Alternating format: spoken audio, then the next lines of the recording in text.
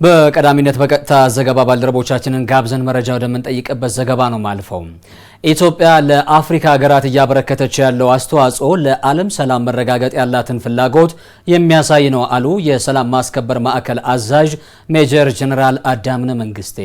የዓለም አቀፍ ሰላም ማስከበር ኢንስቲትዩት ከተለያዩ የአፍሪካ ሀገራት ለተውጣጡ 28 አባላት በሁለተኛ ዲግሪ መርሃ ግብር በሰላምና ግጭት አፈታት ሲያስተምራቸው የቆየውን የሶስተኛ ዙር ተማሪዎችን ዛሬ አስመርቋል። ኢትዮጵያ ለዓለም አቀፍ ሰላም ማስከበር እያበረከተች ያለው አስተዋጽኦ ከፍተኛ ነው። ከዛም በተጨማሪ ደግሞ ለአፍሪካ ሀገራት የተለያዩ የአቅም ግንባታ ስልጠናዎችንም እየሰጠች ነው የምትገኘው። በዚህ መድረክ ላይ የተገኘችው ደግሞ ባልደረባይ ሳራ ስዩም በቀጥታ መስመራችን ላይ በድጋሚ አግኝተናታል። ከሷ ጋር ቆይታ አደርጋለሁ። ሳራ እንደምን ውለሻል? በድጋሚ ተገናኝተናል። በዚህ መድረክ ላይ እነማን ተገኙ? ምንስ መልእክት ተላለፈ?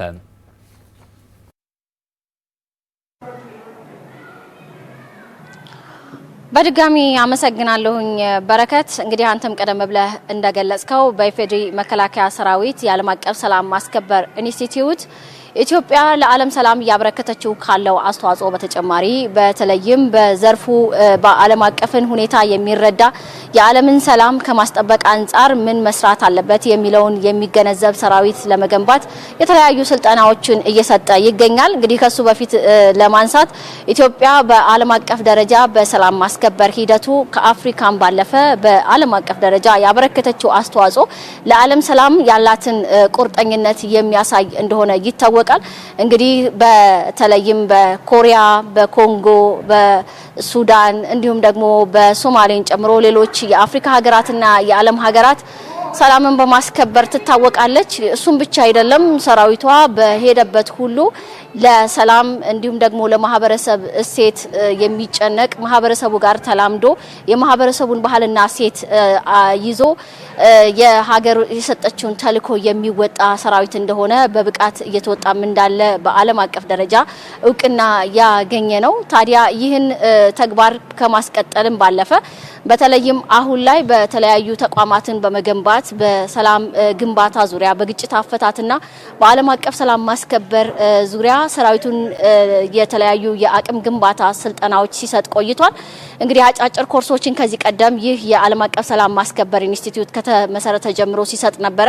አሁን ደግሞ በሁለተኛ ዲግሪ በሶስተኛ ዙር ስልጠናው ነው እንግዲህ ያስመረቀው።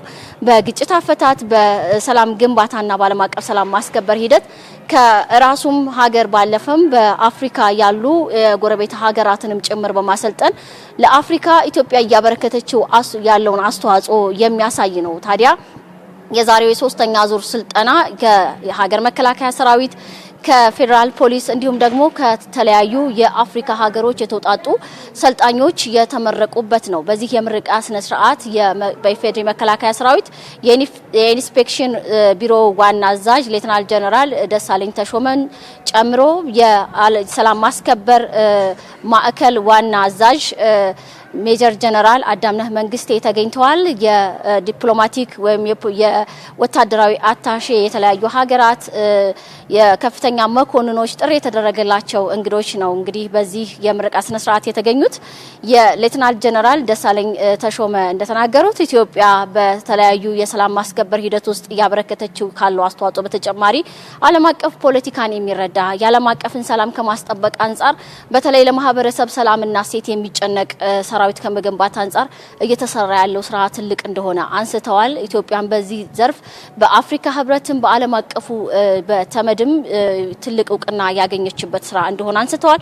ይህ ኢንስቲትዩት እንግዲህ ኢትዮጵያ እየጀመረችው ላለው ዘመናዊ ሰራዊት ግንባታ ትልቅ አስተዋጽኦ የሚያበረክት ነው። ከመከላከያ ሰራዊትን ባለፈ በፖሊስ ሰራዊቱ ላይ በሄዱበት ሁሉ የራሳቸውን አቅም እያበረከቱ ለማህበረሰቡ እሴት ለማህበረሰቡ ሰላምና ግጭትን ከመፍታት አንጻር ከጦርነት በፊት እንዴት ግጭቶች ይፈታሉ፣ ሰላም እንዴት ይመጣል የሚለውን የሚገነዘብ ሰራዊት ከመገንባት አንጻር ትልቅ ስራ እየተሰራ እንደሆነ አንስተዋል። የሰላም ማስከበር ማዕከል አዛዥ የሆኑት ሜጀር ጀነራል አዳምነህ መንግስቴ ኢትዮጵያ በዚህ ዘርፍ እየሰራችው ያለውን ስራ አንስተዋል።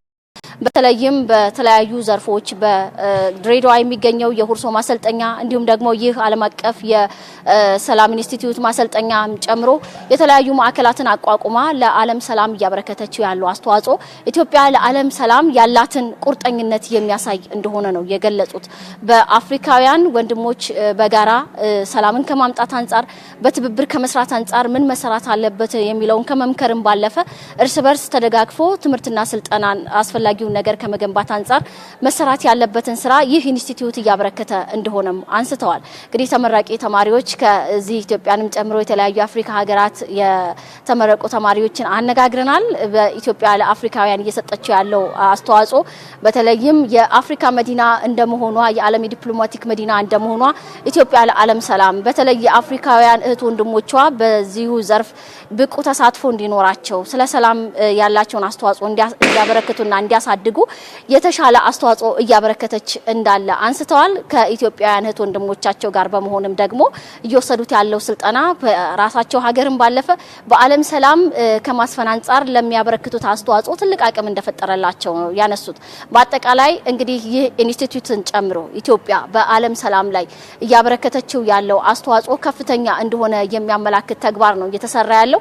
ይህ ኢንስቲትዩት አራተኛ ዙር ተመራቂ ተማሪዎችን ለማስመረቅ ትምህርት ጀምሯል። እነሱም እንግዲህ በሁለት ተከታታይ አመታት ሰልጥነው የሚመረቁ ነው የሚሆኑት። በዚህ ሶስተኛ ዙር የተመረቁ ተማሪዎች 28 ሲሆኑ ኢትዮጵያን ጨምሮ ከተለያዩ የአፍሪካ ሀገራት የተውጣጡ ሰልጣኞች እንደሆኑ ተነግሯል። በተለይም በግጭት በሰላም ማስከበር እንዲሁም ደግሞ በሰላም ግንባታ ዙሪያ ምን መሰራት አለበት የሚለውን ከዚሁ ተቋማ እንዲሁም ደግሞ ከአዲስ አበባ ዩኒቨርሲቲ የተውጣጡ ምሁራን ስልጠናውን እንደሰጧቸው ተነስቷል። በሁለት አመት ስልጠናቸውም በቂ የሚባል በዓለም አቀፍ ደረጃ ለሰላም ማስከበር ሂደቱ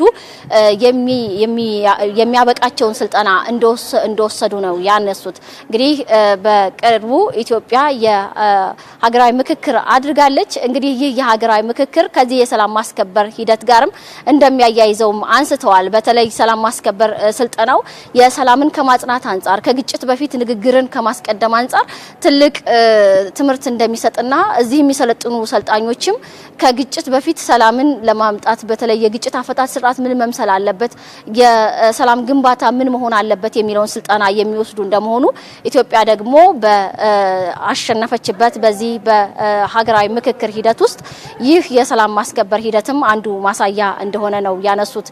ኢትዮጵያ ለንግግር ቅድሚያ የምትሰጥ እንዲሁም ደግሞ ለዓለም ሰላም ቅድሚያ የምትሰጥ ሀገር እንደሆነችም በዚሁ የተገኙ የከፍተኛ የስራ ኃላፊዎችም ተመራቂዎችም አንስተዋል። ለአሁኑ ያለኝ መረጃ ይህን ይመስላል። በረከት እጅግ አድርጌ አመሰግናለሁ ሳራ ለአጋራሽን መረጃ። መልካም ጊዜ ሆነልሽ።